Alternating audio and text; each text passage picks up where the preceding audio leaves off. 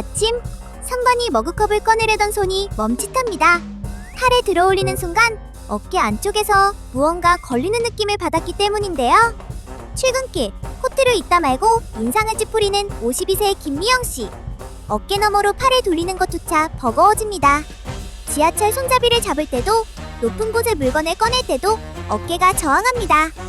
밤이면 통증 때문에 잠을 설치고 아픈 쪽으로 돌아눕기만 해도 깜짝 놀라 깨는 일상. 머리를 감을 때도, 가방 속 물건을 꺼낼 때도 어깨가 삐걱거립니다. 처음엔 대수롭지 않게 넘겼던 이 통증, 이제는 일상 전체를 가로막고 있습니다. 미영씨의 어깨에 대체 무슨 일이 벌어진 걸까요? 놀랍게도 원인은 바로 회전근개 파열 때문. 그렇다면 지금부터 삐걱대는 어깨의 경고, 회전근개 파열, 그 비밀을 알아볼게요.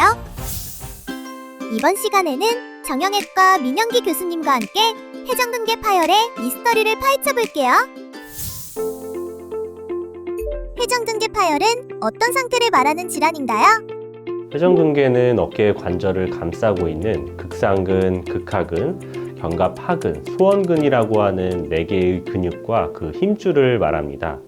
이 힘줄에 파열이 생겼을 때를 회전근개 파열이라고 합니다. 회전근개는 어떤 구조이고 어깨에서 어떤 역할을 하나요? 이 회전근개는 어깨뼈를 감싸고 있는 구조를 하고 있습니다. 이 회전근개의 역할은 어깨의 안정성을 유지시켜 주는데 중요한 역할을 하고요. 이름에서 알 수 있듯이 팔을 올리거나 안으로 또는 밖으로 돌리는 동작을 하는 역할을 하게 됩니다. 회전근개 파열은 단순한 근육통이나 오십견이라고도 불리는 근개경과는 어떻게 다른 질환인가요? 단순 근육통과 다르게 회전근개 파열은 주로 어깨 앞쪽의 통증이나 밤이나 운동 후에 심해지고 진행할 경우 관절 운동 범위가 감소하거나 근력 약화가 동반되게 됩니다. 수동적, 능동적 어깨 운동 모두 제한이 생기는 오십견, 동결견과는 다르게 회전근개 파열은 능동적으로는 제한이 되지만 수동적으로 제한이 없는 차이가 있습니다. 하지만 이 두 질환이 같이 나타나는 경우가 있기 때문에 항상 그런 것은 아닙니다. 그러면 회전근개 파열은 주로 어떤 원인에 의해서 발생하나요? 가장 흔한 원인은 나이의 증가에 따른 퇴행성 파열입니다. 나이가 증가할수록 많이 사용할수록 힘줄이 약해지고 퇴행성 변화가 생겨 파열이 발생하게 됩니다. 최근에는 스포츠 활동을 하는 인구가 증가하면서 반복적인 과사용으로 인해 발생하기도 합니다. 드물지만 넘어지면서 팔을 짚거나 어깨를 부딪혀 외상에 의해서도 파열이 발생할 수 있습니다. 그럼 여기서 교수님과 함께 알아보는 Yes or No! 특별한 예상이 없어도 회전근개가 파열될 수 있다? 네, 맞습니다. 외상이 없이도 파열은 발생할 수 있습니다. 외상에 의해서도 회전근개 파열이 발생할 수 있지만 특별한 외상 없이도 나이의 증가에 따른 퇴행이나 운동이나 직업적 특성으로 인한 반복적인 어깨 사용에 의해서도 회전근개 파열이 발생할 수 있습니다. 연령대에 따라 회전근개 파열의 발생 원인이나 양상의 차이가 있나요? 주로 젊은 연령에서는 외상에 의해서 발생하게 됩니다. 어깨에 불편한 점이 없다가 외상에 의해 갑작스럽게 증상이 생기게 됩니다. 고령에서는 젊으셨을 때 팔을 많이 사용하면서 나이에 따른 퇴행에 의해서 파열이 발생하게 됩니다. 예전부터 어깨 통증이 있다가 없다가를 반복하다가 그 빈도나 강도가 증가하게 됩니다. 그렇다면 회전근개 파열의 초기 증상은 무엇인가요? 가장 대표적인 증상은 어깨의 통증입니다. 주로 밤에 통증이 심하고요. 팔을 들어 올릴 때 통증이 발생하고 많이 사용할수록 그 통증이 악화되게 됩니다. 어깨에 염증이 동반되면 어깨를 움직이는 범위가 감소하게 되고 파열의 크기가 커지면 평소보다 무거운 물건을 들지 못하는 등 근력 약화가 동반되게 됩니다. 한 번 더 알아보는 Yes or No! 통증이 사라지면 회전근개 파열이 자연 치유된 것이다? 안타깝게도 회전근개 파열은 자연 치유되지 않습니다. 회전근개 파열로 인해 힘줄 주변의 염증으로 인해서 통증이 발생하게 되는데요. 약물이나 주사에 의해서 통증이 줄어들게 되지만 이 파열된 힘줄은 그대로 있기 때문에 저절로 치유되지는 않는다고 봅니다. 회전근개 파열은 어떤 검사를 통해서 정확하게 진단할 수 있어요? 우선 환자의 증상과 신체 진찰을 통해서 파열을 의심하게 됩니다. 통증이나 운동 범위의 감소, 근력 약화와 같은 대표적인 소견이 있다면 엑스레이, 초음파, 그리고 자기공명 영상과 같은 영상 검사를 통해서 회전근개 파열을 진단할 수 있습니다. 엑스레이와 MRI는 각각 어떤 정보를 보여주나요? 이 엑스레이를 통해서는 회전근개 파열의 간접적인 정보를 알 수 있습니다. 힘줄이 붙는 이 상완골 대결절 부위의 하얀 음영의 증가나 이 불규칙함, 힘줄이 움직이면서 닿는 견봉 아랫부분에 골극이 생긴 것으로 회전근개 파열을 의심하게 됩니다. 또한 파열의 크기가 큰 경우에 이 대결절과 견봉 사이의 간격이 줄어드는 소견을 통해서 의심해 볼 수 있습니다.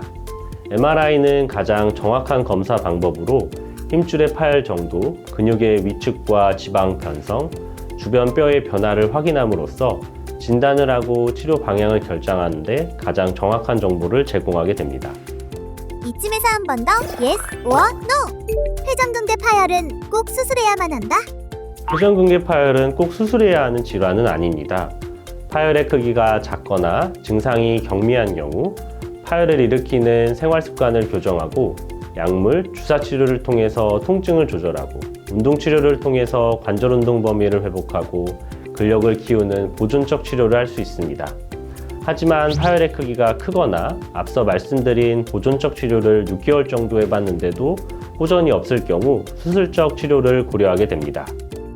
회전근개 파열을 오래 방치하게 되면 생길 수 있는 가장 큰 문제는 무엇인가요? 증상이 있는 회전근개 파열을 오래 방치할 경우 회전근개 파열이 증가할 뿐만 아니라 주변의 뼈들에도 변화가 생겨 이 마지막 단계인 회전근개 파열병증으로 진행할 수 있습니다. 이렇게 진행할 경우 통증이 심하고 팔을 들 수 없게 되면서 일상생활을 하는데 어려움이 발생하게 됩니다.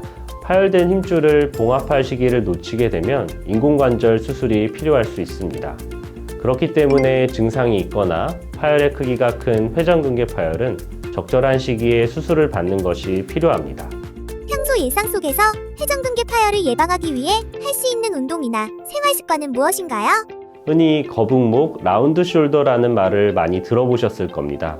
어깨가 아프신 분들이 대부분 가지고 있는 자세의 문제입니다. 평소에 바른 자세를 유지하는 것이 중요합니다. 증상이 있거나 파열을 진단받으신 분은 운동 범위가 줄어들어 있다면 어깨 관절 스트레칭을 열심히 해주시고 운동 범위가 회복되면 특히 어깨 외회전 근육을 강화시키는 고무줄 운동이 도움이 될 것입니다. 마지막으로 시청자 여러분께 전하고 싶은 당부가 있다면요? 고령화 사회가 되고 스포츠 활동 인구가 증가하면서 어깨 통증을 호소하는 환자분들이 많아지셨습니다.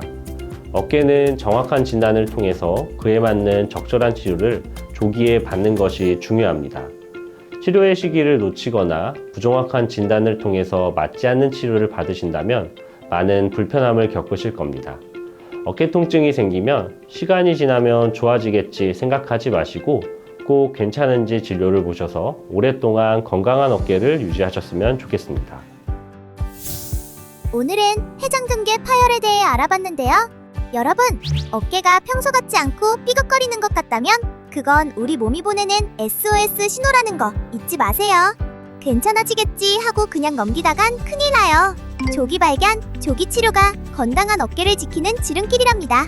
지하철 손잡이를 잡는 것도, 높은 곳에 물건을 내리는 것도, 머리를 깎는 것도 아무 걱정 없이 쓸 수 있는 자유로운 어깨, 메디엘이 응원할게요. 오늘 유익한 설명해주신 정형외과 민영기 교수님 감사합니다. 그럼 메디엘도 여기서 이만 인사드릴게요. 다음 시간에 만나요. 메디엘의 회전근개 파열 미스터리 완벽 해결. 회전근개 파열은 어깨 관절을 감싸고 있는 4개의 근육과 힘줄인 회전근개에 파열이 생긴 상태를 말해요. 나이가 적은 분들의 경우에는 외상에 의해서 파열이 발생하는 경우가 많고, 나이가 많은 분들은 오랜 시간 어깨를 많이 사용해온 만큼 퇴행성 변화에 의해 파열이 발생하는 경우가 많아요. 회전근개가 파열되면 밤이나 운동 후에 더 심해지는 통증이 주로 어깨 앞쪽에 나타나고, 더 심해지면 어깨의 운동 범위가 줄어들거나 근력 약화가 동반돼요. 병원에서는 신체 진찰과 엑스레이, 초음파, MRI와 같은 영상 검사를 통해서 회전근개 파열을 진단해요. 치료 과정은 파열의 크기에 따라 달라져요. 파열의 크기가 작은 경우 생활습관 교정, 약물 또는 주사치료, 운동치료와 같은 보존적 치료를 시행하고, 보존적 치료를 6개월 이상 했는데도 호전이 없거나 파열의 크기가 큰 경우에는 수술적 치료를 고려하게 돼요. 치료하지 않고 그냥 방치하면 안 돼요. 회전근개 파열이 증가할 뿐만 아니라 주변 뼈들에도 변화가 생겨서 회전근개 파열 병증으로 진행될 수 있는데, 이렇게 되면 통증이 심하고 팔에 들어올리지 못하게 돼서 일상생활이 어려워질 수 있거든요. 회전근개 파열을 진단받은 경우에는 어깨 관절 스트레칭을 열심히 하는 게 중요하고, 운동 범위가 회복되고 나면 어깨 외래정 근육을 강화시키는 고무줄 운동이 도움이 돼요. 회전근개 파열을 예방하기 위해서는 무엇보다도 평소 바른 자세를 유지하는 게 가장 중요해요.